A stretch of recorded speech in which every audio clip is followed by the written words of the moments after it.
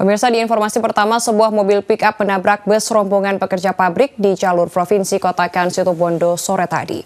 Sopir pick-up tewas sementara 7 orang lainnya luka-luka. Agung mere. Sebuah mobil pick-up menabrak sebuah bus rombongan pekerja pabrik di jalur provinsi Jalan Raya Kotakan Situbondo, Jawa Timur Minggu sore. Sopir mobil pick-up tewas di tempat, sementara 7 penumpang pick-up dan bus terluka.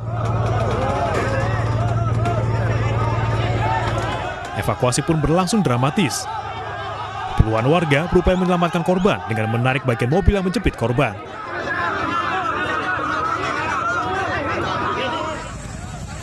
Polisi memastikan kecelakaan dipicu aksi ugal-ugalan sopir pick-up hingga berakhir menabrak bus dari arah berlawanan.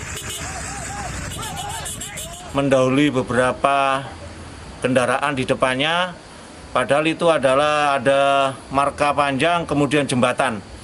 Karena jarak sudah terlalu dekat, sehingga pengemudi Grand Max tidak bisa menguasai kemudi, kemudian berupaya membanting ke kiri, tetapi karena jarak sudah dekat, akhirnya menabrak bus yang dari arah berlawanan. 7 korban luka-luka dibawa ke rumah sakit Bondowoso. Sementara 2 kendaraan naas ini diamankan di unit laka lantas Pos Karangasem. Dari Situbondo, Jawa Timur, Rizky Amirul Ahmad, iNews melaporkan. Sementara itu, pemirsa, sebuah truk pengangkut daging menabrak warung minyak eceran di Lahat, Sumatera Utara hingga mengakibatkan 7 rumah terbakar. Akibat peristiwa itu, 2 orang meninggal dunia.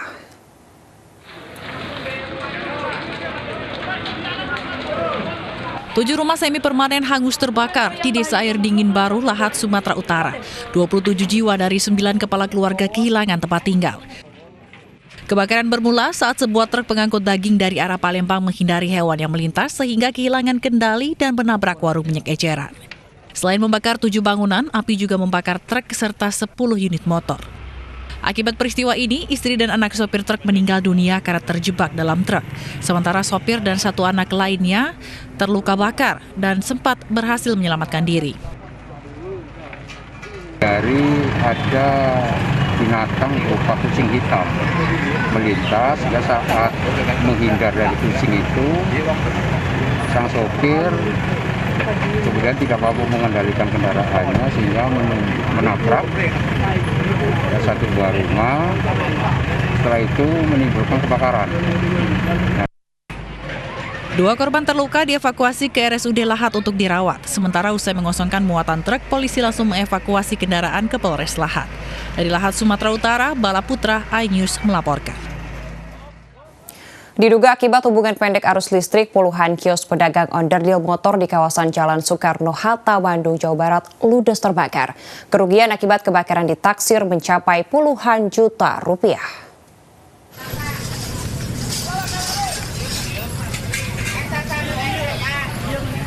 Sedikitnya 20 kios pedagang onderdil motor ludes terbakar di kawasan Jalan Soekarno-Hatta, Kota Bandung, Jawa Barat. Petugas pemadam kebakaran yang datang ke lokasi berusaha memadamkan kobaran api dan menetralisir agar api tidak merembet ke kios lainnya. Banyaknya bahan yang mudah terbakar dan bangunan kios yang terbuat dari kayu membuat kobaran api terus membesar dan merembet dari kios ke kios. Kobaran api baru bisa dipadamkan setelah 5 unit mobil pemadam dikerahkan ke lokasi. Diketahui yang pertama itu sekitar pukul 05.00. Namun api cepat membakar karena kios-kios ini terbangun dari bahan-bahan yang mudah terbakar, sehingga api cepat membakar. Namun demikian alhamdulillah, dan bekerjasama dengan instansi terkait khususnya dari pemadam kebakaran Kota Bandung, bisa cepat selesaikan. Tidak ada korban jiwa dalam peristiwa ini, sementara penyebab pasti kebakaran masih dalam penyelidikan polisi. Dari Bandung, Jawa Barat, Mujib Prayitno, iNews melaporkan. Dan sementara itu, pemirsa, para pengunjung dan pedagang Bogor Trade Mall di Jalan Juanda, Kota Bogor, Jawa Barat, sore tadi berhamburan keluar gedung menyusul kebakaran yang menimpa salah satu outlet di lantai 1.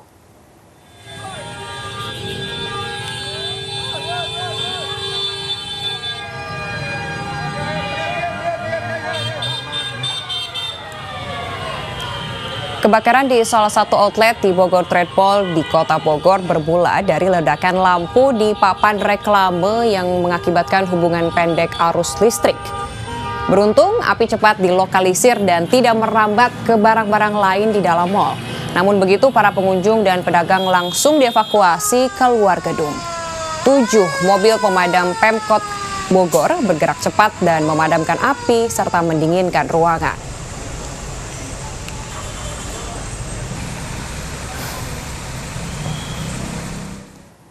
Beralih ke informasi selanjutnya, pemirsa, hujan deras serta angin kencang yang melanda kota Blitar membuat sejumlah pohon tumbang dan menimpa beberapa rumah. Salah satu rumah warga rusak berat akibat tertimpa pohon berdiameter 2 meter.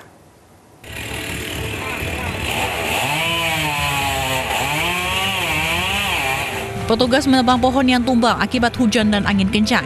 Pohon pule berdiameter 2 meter ini menimpa 3 rumah di Kelurahan Bendo, Kecamatan Kepanjen Kidul, Kota Blitar hingga rusak parah. Ketiga rumah ini milik Untung, Suyatman, dan Wiono. Suyatman dan keluarga mengalami kerusakan paling parah dan rumahnya nyaris rata dengan tanah karena bagian atap bangunan rusak parah. Tidak ada korban jiwa dalam peristiwa ini karena pada saat angin kencang, anggota keluarga berlari keluar rumah menyelamatkan diri. Hujan, terus ada angin, muter-muter gitu anginnya. Terus tiba-tiba itu ada suara gemuruh gitu loh, Mas. Nah, kan saya udah khawatir itu, saya langsung lari keluar. Tahu-tahu itu beres, ternyata betul pohon tumbang. Petugas BPBD Kota Blitar bersama para TNI Polri dan dibantu warga bahu-membahu mengevakuasi barang-barang milik korban. Selain itu, petugas gabungan juga membersihkan puing-puing rumah. Pemerintah Kota Blitar akan memberikan ganti rugi dan membangun rumah warga yang terdampak. Dari Blitar, Jawa Timur, Robi Ridwan, iNews melaporkan. Pemirsa, Gunung Merapi di perbatasan daerah istimewa Yogyakarta dan Jawa Tengah sore tadi kembali meluncurkan awan panasnya. Meski tidak sebesar sebelumnya, Balai Penyelidikan Pengembangan Teknologi Kebencanaan Geologi tetap mengimbau masyarakat di kaki Merapi untuk siaga.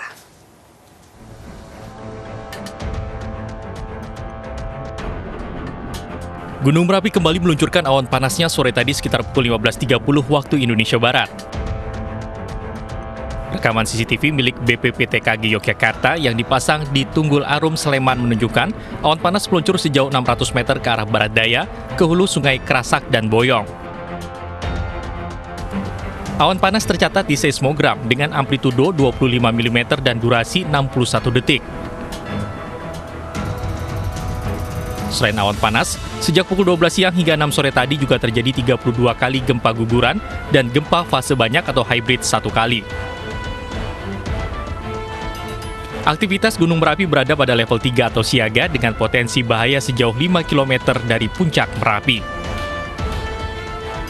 Dari Yogyakarta, Gunanto Farhan, iNews melaporkan.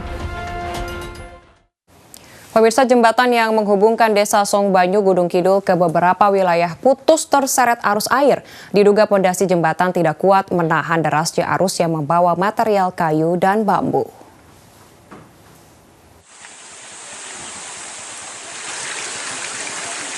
Setelah diguyur hujan sejak Sabtu malam, jembatan Sapit Urang di Desa Songobanyu, Kecamatan Giri Subo, Gunung Kidul, Yogyakarta putus diterjang banjir. Sempitnya saluran air membuat air meluap hingga menyebabkan banjir. Hancurnya jembatan memutus akses dari Desa Songbanyu ke sejumlah wilayah. Diduga pondasi jembatan beton sepanjang 8 meter dengan lebar 4 meter ini tidak kuat menahan derasnya arus yang membawa material kayu dan bambu. Jembatan juga ambles sedalam 2,5 meter. Kawasan di sekitar jembatan rawan longsor karena tanah masih labil. Karena akses terputus, warga terpaksa memutar lebih dari 30 km melalui Kecamatan Pracimantoro, Jawa Tengah. Sekitar 4.000 warga Desa Songbanyu yang beraktivitas di kecamatan dan nelayan di kawasan Pantai Sadeng terputus total. Jembatan ini merupakan jalur provinsi. Jadi merupakan akses utama warga Kelurahan Songbanyu ketika akan ke ibu kota Kapanewon ataupun ke Wonosari. Dan diperkirakan untuk jembatan ini kedalaman 4 meter, untuk panjang jembatan yang jatuh sekitar 8 meter. Otoritas setempat menutup akses menuju jembatan dan meminta warga memutar agar longsoran jembatan tidak semakin melebar. Dari Gunung Kidul, Yogyakarta, Kismaya Wibowo, iNews melaporkan. Masih dari Gunung Kidul, pemirsa, talut sepanjang lebih dari 25 meter dengan ketinggian 10 meter longsor setelah semalaman diguyur hujan. Warga belum berani membersihkan material longsor karena kondisi tanah masih labil.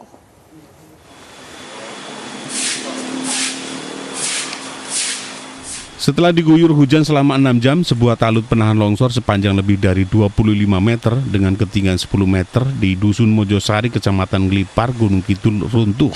Longsor terjadi sekitar pukul 3 dini hari yang didahului dengan suara gemuruh. Warga belum berani membersihkan material longsor karena tanah masih labil dan pemilik rumah sedang berada di Jakarta. Selang kira-kira jam 2 lewat 45 menit, ini ada suara geluduk gitu, artinya ya tidak begitu keras sekali, akan tapi suara itu memang mengejutkan dari tangga sekitarnya, seperti Ibu Maisaro ini. Setelah dia keluar ternyata beteng ini ada longsor, rawan longsor. Longsor disebabkan kondisi tanah yang tergerus air hujan, diperparah pondasi bangunan yang tidak kuat menahan arus air. Menurut warga, longsor seperti ini baru terjadi pertama kali sejak beberapa tahun terakhir. Warga memasang terpal berukuran besar untuk mengantisipasi longsor susulan. Dari Gunung Kidul, Yogyakarta, Kismaya Wibowo, iNews melaporkan.